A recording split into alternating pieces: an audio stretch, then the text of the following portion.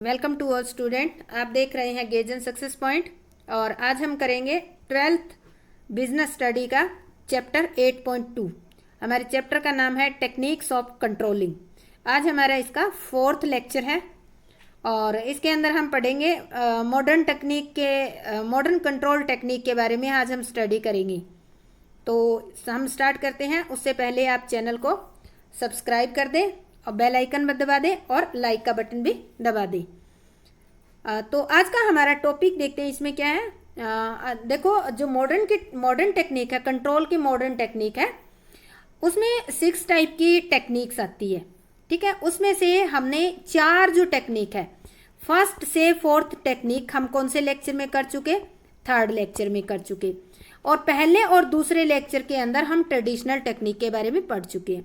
अगर आपने ये 3 लेक्चर नहीं देखे हैं तो आप पीछे के 3 लेक्चर जाकर देख सकते हो, ताकि आपको ये 4th लेक्चर अच्छी तरीके से समझ आ जाए।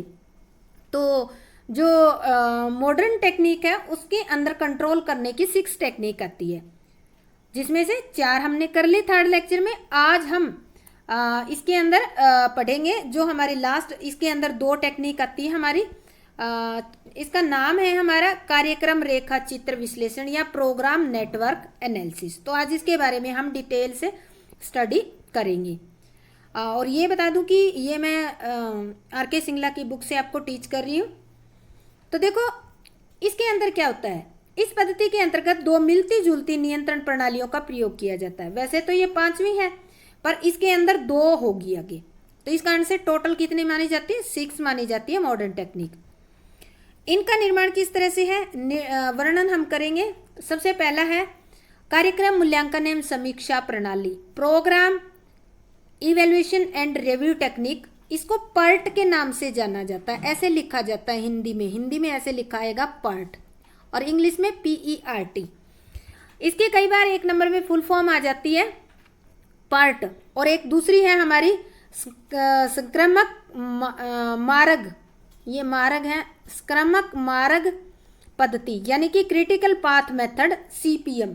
तो ये 2 जो है, ये 2 वर्ड CPM और पर्ट ऐसे वर्ड है। ये बहुत बार 1 नंबर के क्वेश्चन में इनकी फुल फॉर्म आ जाती है। तो मोस्टली बच्चे क्या करते हैं, पर्ट के नाम से इसको याद कर लेते हैं, पर इसकी फुल फॉर्म भी आप याद रखना। ठीक है, तो अब हम स्टार्ट करते हैं। आज के लेक्चर में इन दोनों के बारे में हम डीप स्टडी करेंगे। तो सबसे पहली हमारी है programme evaluation and review technique, यानी कि पर्ट। क्या होती है? पर्ट का प्रयोग ऐसी परियोजनाओं को पूरा करने में लगने वाले समय को नियंत्रित करने के लिए किया जाता है जो बिल्कुल नहीं हो। तो सीधी सी बात है, पर्ट का प्रयोग उन योजनाओं के लिए किया जाता है जो पहली बार कर रही हैं, बिल्कुल नई योजना। अर्थात ऐसी योजनाएं जिनके पूरा करने के बारे में पहले से कोई विशेष जानकारी नहीं है, यानी कि उस प्रोजेक्ट को पूरा करने में कितना टाइम लगेगा, यानी कि कोई बिल्कुल ही नया प्रोजेक्ट हो, उसमें पर्ट यूज की जाती है। पर्ट के अंतर्गत पूरी परियोजना को कई चरणों में या इवेंट्स, कई चरण या इवेंट्स, ये ध्यान रखना, इसमें बांट दिया जाता है। और इसके बाद यह निश्चित किया जाता है कि एक घटना से दूसरी घटना तक पहुंचने के बीच की जाने वाली क्रियाओं में कितना समय लगेगा और उस क्रिया को पूरा करने में किस संसाधन, यानी कि श्रम, माल, मशीन की जरूरत पड़ेगी। तो अभी आपको ध्यान रखना है, पर्ट के अंदर पहले हम क्या करते हैं, पहले स्टेप पे जो भी टोटल काम होता है उसको कुछ चरणों में, इवेंट्स में, स्टेप्स में बांट देते हैं, और फिर ये देखते हैं कि एक इवेंट से दूसरे इवेंट तक पहुंचने में कितना टाइम लगेगा और उसके अंदर कौन कौन से साधनों की जरूरत पड़ेगी। घटनाओं और क्रियाओं का निर्धारण कर लेने के बाद, जब हमारी घटनाएं और क्रियाएं निर्धारित हो जाती है, तो उनको इस ढंग से व्यवस्थित किया जाता है ताकि परियोजना को पूरा करने में कम से कम समय लगे। इस तरीके से सिस्टम बनाया जाता है। तो पर्ट का एक लाइन में अगर आपको मीनिंग लिखना हो तो आप कैसे लिखोगे? पर्ट एक ऐसी विधि है जो बिल्कुल नए प्रोजेक्ट के लिए लागू की जाती है। इसमें सबसे पहले काम को कई भागों या चरणों में बांट दिया जाता है, और फिर ये देखा जाता है कि एक चरण से दूसरे चरण या एक घटना से दूसरे घटना पर पहुंचते वक्त कितना समय लगता है और कौन कौन से इसके अंदर संसाधनों की जरूरत होती है। तो सीधी सी बात है, पर्ट मतलब बिल्कुल नई प्रोजेक्ट के लिए यूज की जाने वाली परियोजना है। इसके बाद हम पढ़ेंगे इसके प्रोसेस के बारे में। प्रोसीजर ऑफ पर्ट, कार्यक्रम मूल्यांकन एवं समीक्षा प्रणाली की प्रोसेस, इसको अब हम डिटेल में पढ़ेंगे। जो अभी हम 3-4 लाइन के अंदर स्टडी करके आए वही बात हम डिटेल में स्टडी करेंगे स्टेप बाय स्टेप। तो देखो पहले नंबर पे हम क्या करेंगे, क्रियाओं एवं घटनाओं का निर्धारण करना। जो भी टोटल काम होता है देखो उसकी कुछ एक्टिविटी, कुछ स्टेप, यानी कि कुछ स्टेप में या कुछ एक्टिविटी या इवेंट के अंदर उसको बांट दी जाती है। डिसाइड कर लेते हैं कि कोई एक काम है तो इसमें कौन कौन से काम होने वाले हैं, उनको अलग से हम छांट लेते हैं। प्रोजेक्ट प्राप्त हो जाने पर उसको पूरा करने के लिए कोई भी कार्यवाही शुरू करने से पहले क्रियाओं और घटनाओं का निर्धारण किया जाता है। और क्रिया का अभिप्राय पूरे कार्य के एक विशेष भाग से है, यानी कि क्रिया का मतलब एक्टिविटी का मतलब पूरा कार्य होता है उसका एक भाग है, जबकि घटना का अभिप्राय किसी क्रिया के प्रारंभ एवं पूरा होने की स्थिति से है। अब इनको ध्यान में रखना है आपको। एक्टिविटी, क्रिया का मतलब है कि पूरे काम का एक विशेष भाग। आपका क्वेश्चन आ सकता है क्रिया का क्या अभिप्राय है, एक्टिविटी का मतलब क्या है, पूरे काम का एक भाग, एक पार्ट, यानी कि एक्टिविटी मतलब ए पार्ट ऑफ वर्क। और घटना क्या होती है, इवेंट। घटना को क्या कहते हैं, इवेंट। इवेंट का अभिप्राय किसी क्रिया के, किसी एक्टिविटी के शुरू एवं पूरा होने की स्थिति से है। क्रियाओं और घटनाओं को एक चित्र द्वारा भी स्पष्ट करने की कोशिश करेंगे। मान लेते हैं ये हमारा ये इवेंट होगी हमारी ABCD, ठीक है। एक इवेंट से बी इवेंट तक जाते वक्त हमें 4 दिन लगते हैं, क्रिया 1। फिर क्रिया 2 में हम क्या करते हैं, 7 डे लगते हैं, बी से सी। इसी तरह सी से डी में पहुंचने में हमें कितने दिन लगते हैं, 5 दिन। तो इसको देखो यहां से स्टडी करेंगे।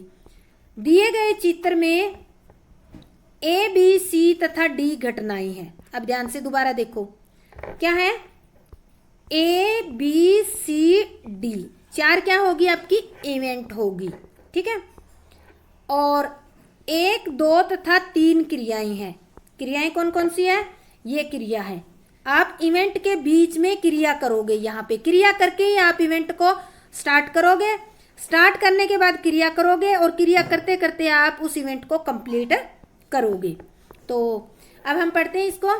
जब एक प्रोजेक्ट मिलता है तो घटना ए घटना घटित होती है, ए इवेंट घटित होती है।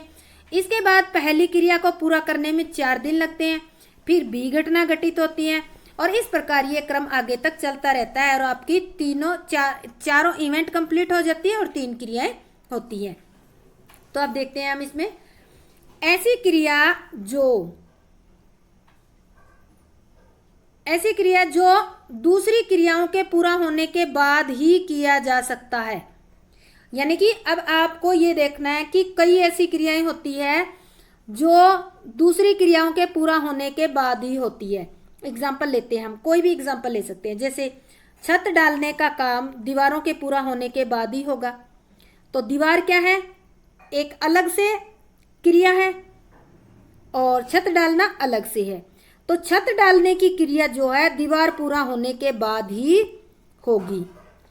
ऐसी क्रियाएं जिन्हें अन्य क्रियाओं के शुरू होने से पहले पूरा करना जरूरी है, जैसे छत डालने से पहले दीवार पूरी करना। यह एक मकान बनाने का एग्जाम्पल लेकर आपको बताया गया है।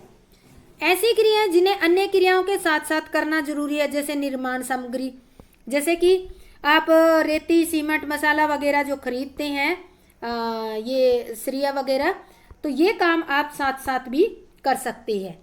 यानी कि साथ साथ आपका चिनाई का काम तो चलता रहेगा, दीवार बनती रहेगी, छत डलती रहेगी, निर्माण सामग्री आप साथ साथ खरीदते रहोगे।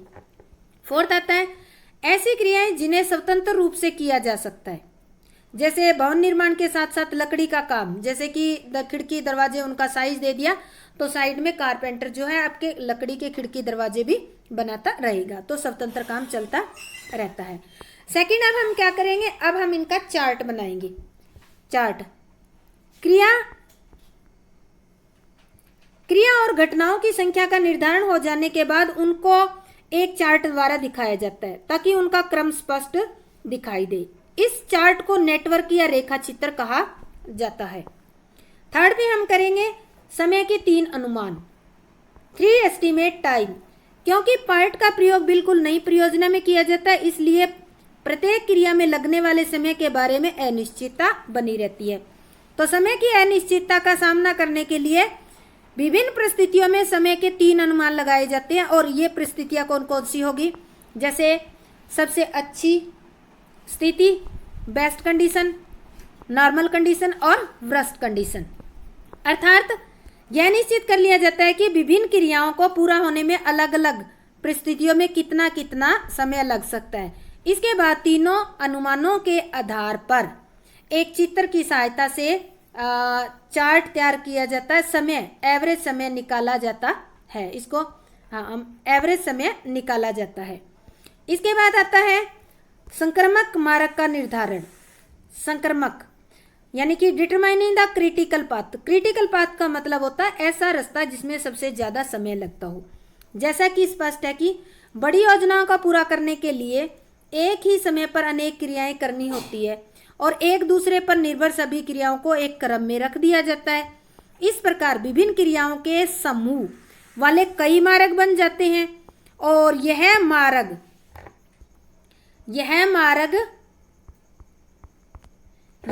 अंत में इकट्ठे होकर परियोजना को अंतिम रूप प्रदान करते हैं। इन मार्गों में से जिसमें सबसे अधिक समय लगता है उसे संक्रमक मार्ग कहा जाता है। 1 नंबर का क्वेश्चन आता है, संक्रमक मार्ग से अभिप्राय क्या है? ऐसी क्रिया जो कई मार्गों से होकर कंप्लीट होती है और जिस मार्ग में क्रिया को पूरा करने में सबसे ज्यादा समय लगता है या परियोजना को पूरा अंतिम रूप देने में सबसे ज्यादा समय लगता है, उसको हम क्या कहते हैं? क्रिटिकल पाथ या संक्रमक मार्ग कहा जाता है। जैसे एग्जाम्पल लेके हम समझ सकते हैं। ये हमारा एग्जाम्पल है। देखो यहाँ पर A, B, C और D ये हमारी इवेंट है। तो यहाँ की माना एक परियोजना को पूरा करने के लिए 3 क्रियाएं कर सकते हैं। A, C यानी कि A से C, B से C और C से D कोई भी काम को। A से C को पूरा करने में कितना दिन लगेंगे? 4 दिन। B से C को करने में 2 दिन और C से D को 3 दिन। अब इसके 2 समूह हो गए। एक तो आप यहाँ से ऐसे काम पूरा कर सकते हो, ठीक है, और दूसरा आप ऐसे काम कर सकते हो इस समूह को लेकर। इसको लेकर करते हैं तो 5 डे बनते हैं और दूसरा इनको लेकर करते हैं तो कितने? 7 डे बनते हैं। तो देखो B C को पूरा करने में 2 दिन, C D को पूरा करने में 3 दिन। यह भी मान लिया जाता है कि A C और B C को साथ साथ किया जा सकता है, लेकिन C D को A C या B C के पूरा होने पर ही किया जाएगा। यानी कि ये जो इवेंट है आपकी C से D की इवेंट है, वो पूरी कब होगी? जब ये इवेंट, इन दोनों को तो साथ साथ कर सकते हो, पर ये जो तीसरी इवेंट है ये वाली, इसको आप इन दोनों के पूरा होने के बाद ही कर सकते हो। तो इस परियोजना के चित्र में 2 मार्ग हैं। कौन कौन से 2 मार्ग हो गए?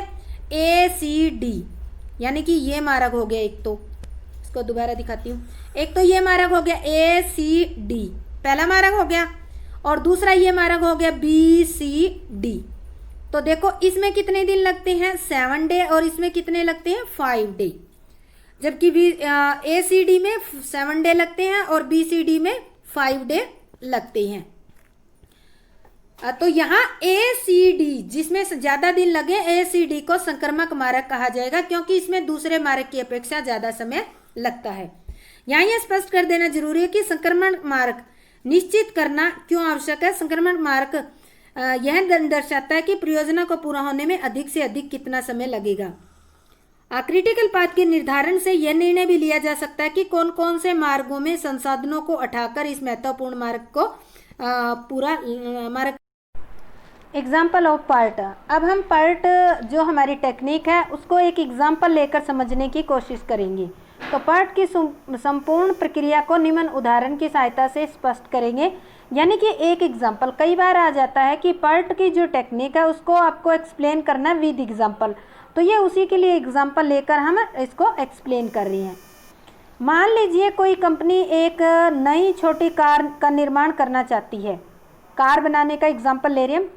कंपनी कार निर्माण के कार्य को 3 पार्ट में डिवाइड करके कर सकती है। और कैसे डिवाइड करती है? ये कार बनाने के काम को, पहला इंजन तैयार करना, बिल्डिंग ऑफ इंजन, दूसरा कार का मुख्य भाग तैयार करना, बॉडीज तैयार करना, और तीसरा कार का जो है फ्रेम तैयार करना। तो यानी कि कंपनी ने क्या किया, पूरी छोटी कार बनाने का जो काम लिया, नई कार, बिल्कुल नई कार, तो उसके काम को 3 पार्ट में डिवाइड कर दिया, इंजन बनाना, मुख्य भाग और फ्रेम तैयार करना। तो कार के इन तीनों भागों को पूरा करने में होने वाली क्रियाओं और घटनाओं को एक चित्र की सहायता से दिखाया गया है, जिसको देखने से आपको समझ आ जाएगा कि कैसे। देखो, घटनाएं, क्रियाएं, मार्ग तथा कार्यक्रम का संचालन इस चित्र के द्वारा आपको स्पष्ट समझ आएगा। देखो यहाँ पर ये हमारी घटनाएं हैं, A B C D E F G H I, ठीक है। और इनमें ये इवेंट है ABCD, और ये आपकी क्रियाएं, इनमें इतना इतना टाइम लगता है। तो इसको हम डिटेल से करते हैं। जो कार बनाने का जैसे ही ऑर्डर प्राप्त होता है तो उसके बाद हम क्या स्टार्ट करते हैं, नंबर D, कार का मुख्य भाग होगा। ये जो D है कार का, ये जो है कार का मुख्य भाग होगा, ठीक है। बॉडी का निरीक्षण के लिए तैयार करेंगे। फ्रेम E जो है वो क्या होगा, फ्रेम तैयार करने के लिए। F जो है इंजन, ये जो है इंजन तैयार करने के लिए। G जो है इंजन, मुख्य भाग, फ्रेम, तीनों को इकट्ठा करने के लिए। अब आपको ध्यान तो आ गया होगा। D जो है यहाँ से D, कार की क्या करेंगे, बॉडी तैयार करेंगे, ठीक है। E जो है वो यहाँ से फ्रेम तैयार हो, सॉरी यहाँ से फ्रेम तैयार, दोबारा दिखाती हूँ आपको। ये होगी आपकी बॉडी, 3 काम डिसाइड किए थे, ये बॉडी होगी, और यहाँ से आपका यहाँ से ऑर्डर मिलेगा, काम यहाँ से स्टार्ट होगा, ठीक है। और E पे क्या होगा, फ्रेम तैयार होगा। और F पे क्या होगा, यहाँ से चलकर यहाँ तक इंजन तैयार होगा। तो ये तीनों काम क्या हो गए, अलग अलग तैयार हो गए। इन तीनों को हम यहाँ असेंबल कर देंगे तो हमारी कार क्या हो जाएगी, जुड़ जाएगी, बन जाएगी। तो अब देखो जी, इंजन, मुख्य भाग, थोड़ा सा मैं ऊपर करके दिखाती हूँ आपको। जी पर इंजन, मुख्य भाग, फ्रेम, तीनों इकट्ठा करने के लिए असेंबलिंग, यानी कि पूरी कार एक तरीके से असेंबल हो जाएगी। H, तीनों भागों को जोड़कर कार तैयार कर ली जाएगी। यहाँ हमने जोड़ लिए और यहाँ पूरी कार तैयार हो गई है, ठीक है। H पर आपकी कार तैयार हो गई है।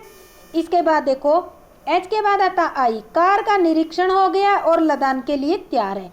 यानी कि I पर जाओगे, यहाँ कार तैयार होगी, तैयार होने के बाद क्या किए जाएंगे, उसके निरीक्षण किया जाएगा कि कार ठीक है या नहीं है, और यहाँ पर कार क्या होगी, तैयार हो गई है। तो अब आपको क्रिटिकल पाथ, यानी कि इसमें देखना है कि किस किस में कितना टाइम लगेगा। तो मैं एक एक दिखाऊंगी आपको साथ में। क्रियाएं इसमें कौन कौन सी होगी। क्रियाएं, पहले A B, कार निर्माण की योजना तैयार करने में लगने वाला समय 3 दिन। A और B, कार की हम प्लानिंग करेंगे कि कार बनाएंगे, यानी कि प्लानिंग करने में कितने दिन लग गए, 3 दिन, ठीक है। इसके बाद देखो B C, इंजन के पुर्जों का आदेश देना, उन्हें प्राप्त करने में लगने वाला समय 5 दिन। और B D, कार के मुख्य भाग का निर्माण में लगने वाला समय 4 दिन। और B F, फ्रेम में लगने वाला समय 2 दिन। अब आ जाओ देखते हैं चार्ट के अंदर। देखो ये इंजन वाला पोर्शन है ना, यह इंजन तैयार होता है। तो यहाँ से आपने क्या किया, इंजन के क्या दे दिए, ऑर्डर दे दिए, इंजन के पार्ट्स, 5 दिन लग जाएंगे। फिर उन पार्ट को असेंबल करने में कितने दिन लग जाएंगे, 2 दिन और लग जाएंगे। यानी कि कुल मिलाकर आपका इंजन कितने में तैयार होगा, 7 दिन के अंदर। फ्रेम आपका कितने दिन में तैयार होगा, 2 दिन में। और बॉडी कितने दिन में तैयार होगी, 4 दिन में। यानी कि हम इस पॉइंट पर पहुंच चुके हैं। इसके बाद देखो आगे, इसके बाद है CF, प्राप्त पुर्जों से इंजन के निर्माण में लगने वाले समय, ये तो हो गया। DG, मुख्य भाग के निर्माण के बाद निरीक्षण में लगने वाला समय 3 दिन। EG, इसको यहीं से आपको समझा देती हूँ। तो देखो यहाँ ये जो है, यहाँ से इंजन आया, यहाँ से बॉडी आई और यहाँ से फ्रेम आया। इन तीनों को यहाँ आने में कितना दिन लग गया, इंजन को 1 दिन, बॉडी को 3 दिन और फ्रेम को 1 दिन लग गया। अब इनको असेंबल करने में कितना दिन लग गया, 3 दिन, निरीक्षण करने में 1 दिन। इस तरह से ये जो है टोटल कार जो है आपकी इतने दिन में जाकर तैयार हो जाएगी। इनको जोड़ लेंगे हम। तो इस तरह से आप अभी देखो वेरियस पाथ निकालोगे, रास्ते। इंजन रूट, इंजन का रूट हम कैसे निकालेंगे? इंजन का रूट निकालेंगे हम, यहां से स्टार्ट हो जाओ। इंजन का रूट ये हो गया 3 5 8, 8 और 2 10, 10 और 1 11, 11 और 3 14 और 1 15 दिन, यानी कि इस रूट पर कितने दिन लग गए? 15। अब सीधा रूट देखते हैं बॉडी वाला। 3 दिन, 4 7, 3 10, 10 और 3 13 और 1 14 दिन लग गए। ठीक है। अब देख फ्रेम वाले में 3 दिन, फिर 2 दिन, कितने हो गए? 5, 5 और 1 6 दिन, 6 और 3 9 दिन, 9 और 1 10 दिन, यानी कि 10 दिन। यानी कि आपको कौन से रूट पे ज़्यादा टाइम लगेगा? आपको इंजन वाले पे 15 दिन लगेंगे। तो आपका क्रिटिकल पाथ कौन सा होगा? 15 दिन। तो आपको ये जो पार्ट इंजन बनवाओगे, इंजन के पुर्जे ऑर्डर करोगे, उनके बनवाओगे, तो उस पर आपको ज़्यादा फोकस करना पड़ेगा, यानी कि उस पर कोई भी डिले ना हो काम, ये आपको कोशिश करनी पड़ेगी। ये देखो यहाँ दिया हुआ है इंजन मार्ग में 15 दिन, मुख्य बॉडीज पार्ट में कितने दिन लगेंगे? 14, और फ्रेम कितने दिन में होगा? 10 दिन। यहाँ इंजन मार्ग क्या है? क्रिटिकल पाथ है, क्योंकि इसमें सबसे अधिक 15 दिन लगते हैं। इससे स्पष्ट होता है कि कार के निर्माण में सबसे अधिक 15 दिन का समय लगेगा, यानी कि मैक्सिमम 15 दिन लगने निश्चित है। अगर डिले हो गया तो ज़्यादा हो सकता है, इससे कम टाइम में कार तैयार नहीं होगी। ये हमारी आगे आती है इसके कार्यक्रम का संचालन और नियंत्रण। इसको कैसे करेंगे हम? कार्यक्रम की रूपरेखा तैयार हो जाने पर परियोजना प्रबंधक सभी क्रियाओं को कार्यक्रम के अनुसार चलाने की व्यवस्था करता है, और यहाँ तक कि जो क्रिटिकल पाथ या सबसे लंबा मार्ग है उसमें आने वाली विभिन्न क्रियाओं का प्रश्न है, तो उसमें लगने वाले समय की ओर विशेष ध्यान दिया जाता है। विशेष ध्यान इसलिए दिया जाता है ताकि जितना टाइम लगेगा उतना तो ठीक है, उससे ज़्यादा टाइम ना लगे। इसके विपरीत यदि अन्य मार्गों की विभिन्न क्रियाओं को पूरा करने में थोड़ा भी लंबा टाइम लग जाए तो विशेष फर्क नहीं पड़ता, लेकिन संक्रामक मार्ग यानी कि क्रिटिकल पाथ की किसी क्रिया में अधिक समय लगने पर आगे की क्रियाओं को तेजी से पूरा करके प्रोजेक्ट को समय पर पूरा करने का प्रयत्न किया जाता है। कहने का मतलब है कि 3 मार्ग निकाल लिए आपने, तीनों में जिसमें सबसे ज़्यादा टाइम लगेगा आपको उस पर फोकस करना है ताकि उससे ज़्यादा आपका टाइम ना लगे। तो ये हमारा हो गया पर्ट की टेक्निक होगी, और जो CPM की टेक्निक है वो हम अगले चैप्टर में करें, अगले लेक्चर में करेंगे, क्योंकि अभी अगर हम करेंगे तो हमारा ये लेक्चर बहुत लंबा हो जाएगा। तो CPM की अगर आपको ये देखनी है टेक्निक तो उसको हम करेंगे 5th लेक्चर के अंदर। तो 4th लेक्चर हमारा यही कंप्लीट होता है। अगर आपको समझ आ गया है तो इसको लाइक करना, कोई प्रॉब्लम है या अच्छा लगा है तो उसके लिए आप कमेंट करके ज़रूर बताना। आपका बहुत बहुत धन्यवाद। जय हिंद।